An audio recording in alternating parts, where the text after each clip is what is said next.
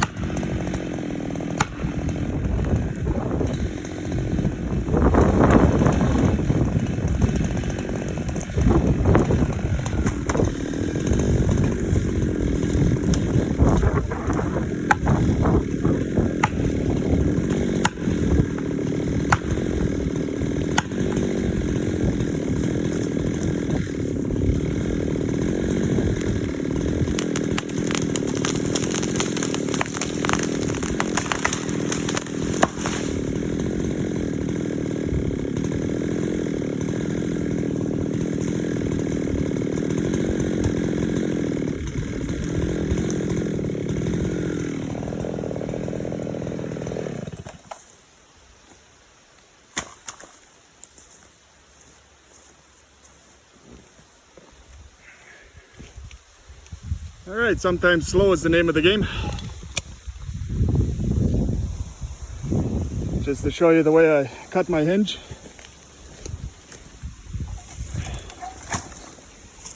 So as you can see here, the hinge is a little skinnier on this side as towards to that side where it's a little fatter.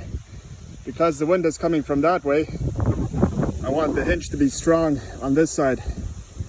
So I just tickle it till I got the hinge set on this side.